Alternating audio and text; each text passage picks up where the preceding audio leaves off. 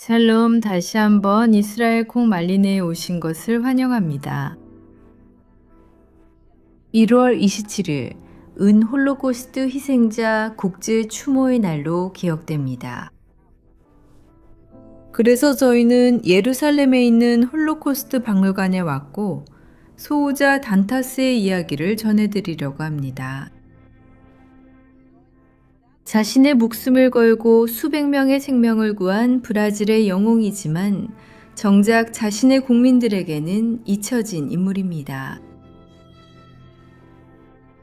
영상 끝까지 저희와 함께 해주시면 이 박물관에서 가장 감동적이고 중요한 장소도 보실 수 있습니다.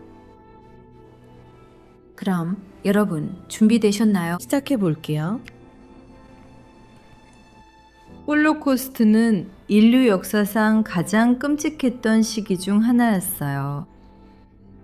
제2차 세계대전 동안 나치들은 유대인뿐만 아니라 다른 소수자들도 박해하고 학살했어요.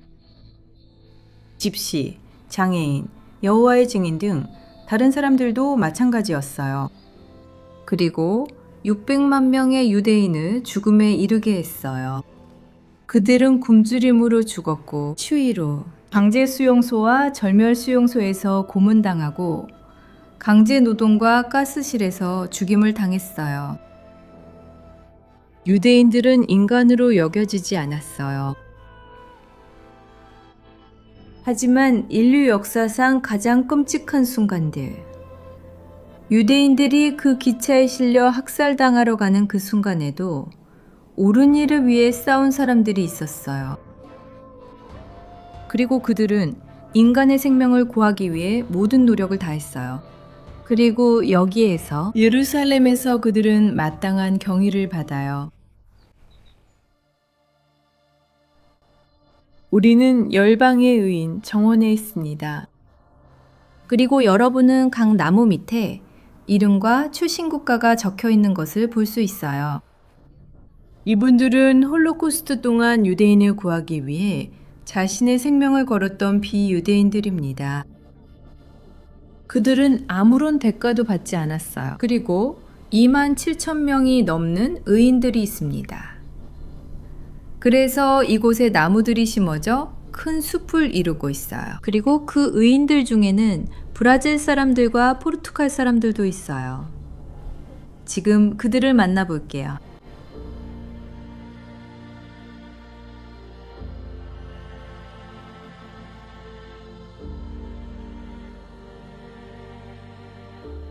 그리고 여기 이 모든 이름들 중에서 우리는 4명의 포르투갈 사람들을 찾았어요.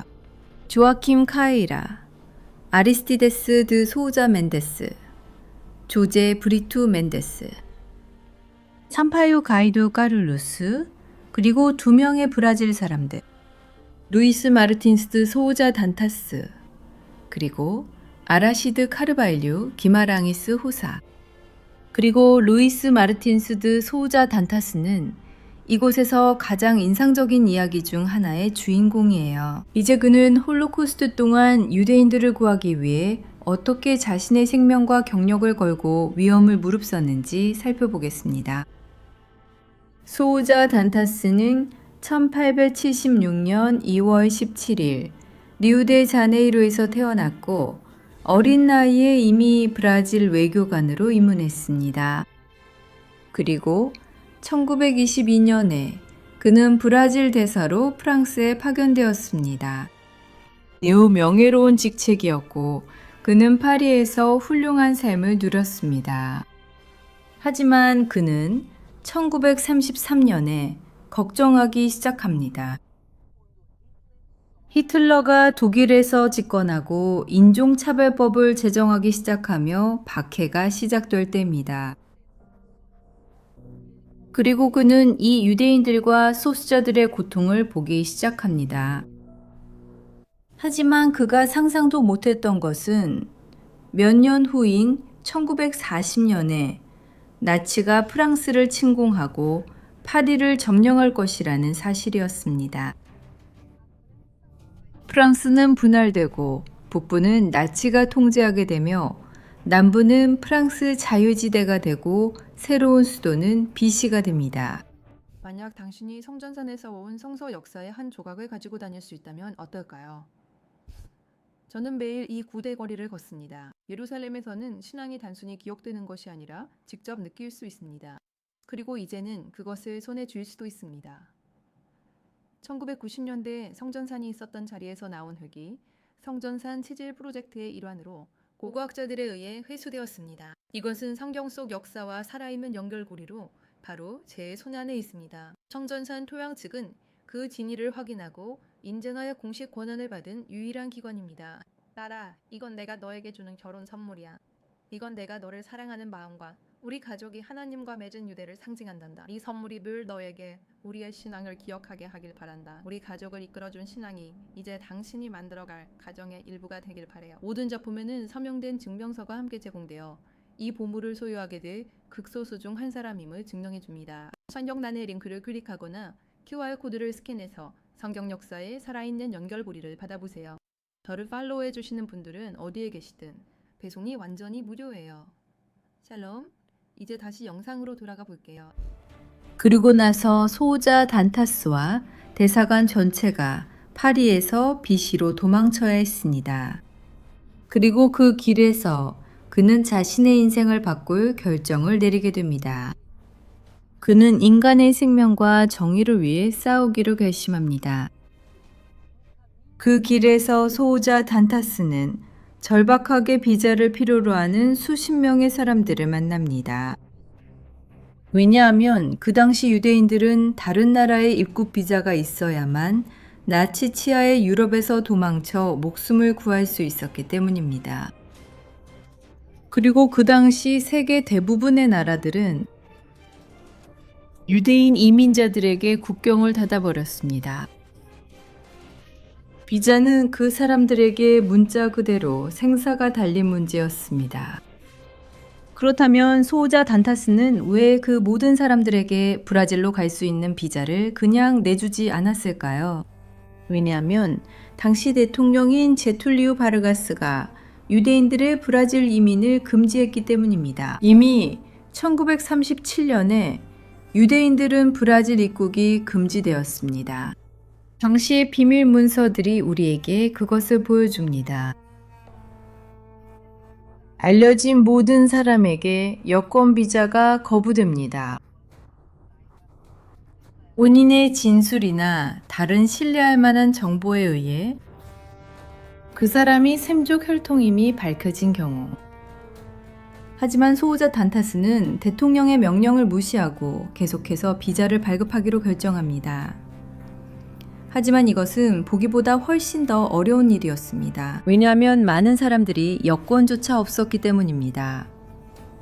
많은 이들이 난민으로 도착했고 모든 것을 잃었으며 심지어 모든 서류까지 잃어버렸습니다. 그리고 다른 사람들은 빨간색 J가 찍힌 여권을 가지고 도착했습니다. 그것은 나치가 모든 유대인 여권에 찍었던 표시였습니다.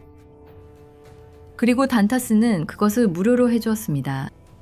심지어 영사 수수료도 받지 않았어요. 하지만 얼마 후 게툴리우 바르가스가 소호자 단타스가 하고 있던 일을 듣고 그를 억압하라고 명령합니다. 소호자 단타스가 어떤 비자도 발급하는 것이 금지됩니다. 하지만 여러분은 소호자 단타스가 멈췄을 거라고 생각하세요? 당연히 아니죠. 그는 유대인들과 나치즘에 의해 박해받는 다른 사람들의 생명을 구하기로 결심했어요. 그래서 그는 계속해서 비자를 발급했어요. 하지만 그는 비자 발급일을 게툴리우 바르가스가 금지하기 이전 날짜로 적었어요. 그리고 그는 오스왈도 아라냐와 브라질 정부에 편지를 보내서 그들의 입장을 바꾸려고 했어요. 영사가 없었기 때문에 저는 즉시 영사 직무를 맡아야 했던 것이 기억나요. 말 그대로 인간의 생명을 구하기 위해서였어요. 인류가 지금까지 겪은 가장 큰 재앙 앞에서요. 모든 브라질 사람들의 고귀한 마음으로요. 저는 가장 냉정한 사람조차 했을 일을 했어요. 기독교적 영민의 가장 기본적인 감정에 이끌렸을 때요. 그는 마음속에 있는 기독교적 연민 때문에 그렇게 한 거예요. 그리고 정부가 반대하더라도 그는 알고 있었어요. 브라질 국민의 너그러운 마음을요. 소우자 단타스는 브라질 정부와 맞서 싸우고 있었어요. 하지만 1942년 11월 10일에 상황은 훨씬 더 위험해질 거예요. 나치가 프랑스의 나머지 지역과 비시까지 침공했을 때였어요. 그때쯤 브라질은 이미 전쟁을 선포했고 나치 독일과의 외교 관계도 단절했어요. 그래서 소우자 단타스는 이제 적국 땅에 있는 브라질 외교관이 된 거예요. 그리고 유대인들을 구하려고 했기 때문에 더더욱 적으로 여겨졌죠. 그래서 그가 내린 첫 번째 명령은 대사관의 모든 문서를 불태우라는 것이었어요. 자신이 하고 있던 일을 숨기기 위해서였죠. 하지만 나치가 누가 비자를 받았는지 알아내지 못하게 하려는 목적도 있었어요. 그 사람들이 다시 잡혀가지 않도록 하기 위해서였죠. 그리고 11월 27일 나치의 비밀경찰인 게시타포가 비시의 브라질 대사관을 급습했어요. 그리고 나치들은 대사관이 서류를 불태운 것을 보고 소우자 단타스가 나치의 눈에는 불법적인 일을 했다는 것을 알게 되었어요. 그래서 그들은 소우자 단타스와 모든 외교관들을 체포해서 독일의 바트 고데스베르크로 보냈어요. 그리고 그들은 14개월 동안 전쟁포로가 될 거예요. 마침내 브라질과 독일이 포르투갈의 중재로 포로 교환을 하게 돼요. 그리고 소우자 단타스는 브라질로 돌아와요. 그리고 브라질 언론과 국민들은 소우자 단타스가 돌아온다는 소식을 듣고 오픈카 퍼레이드를 준비해요. 그가 받을 자격이 있는 영웅의 환영이었죠. 하지만 제투리우 바르가스는 이 소식을 듣고 모든 언론에 아무 말도 하지 말라고 지시하고 모든 축하 행사를 취소해요. 그리고 그는 말 그대로 소우자 단타스를 브라질 역사에서 지워버릴 거예요.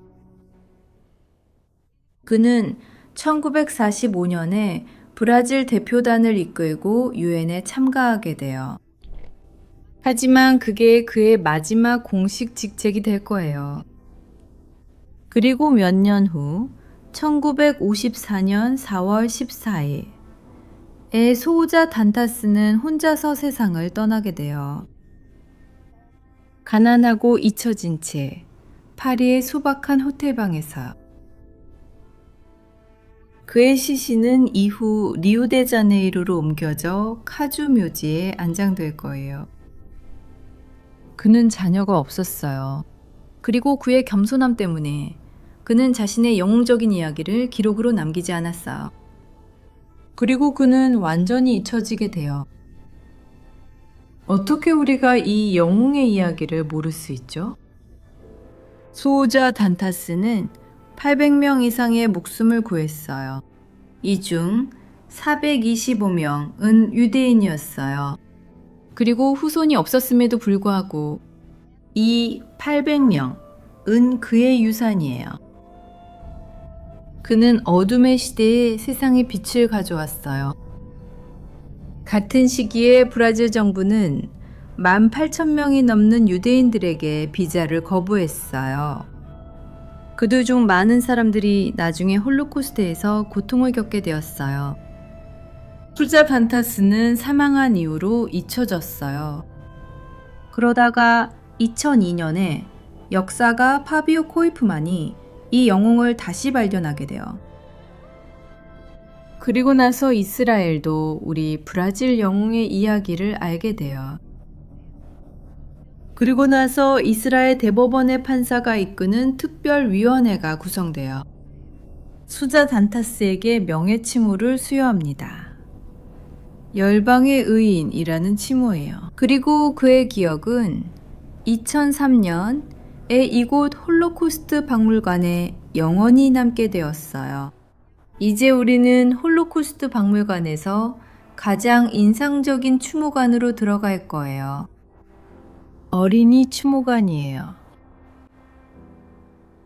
홀로코스트에서 희생된 600만 명의 유대인 중에서 150만 명이 어린이였어요. 그리고 오늘 홀로코스트 희생자 국제 추모의 날에 저는 우리가 특히 그 아이들을 기억하길 바라요.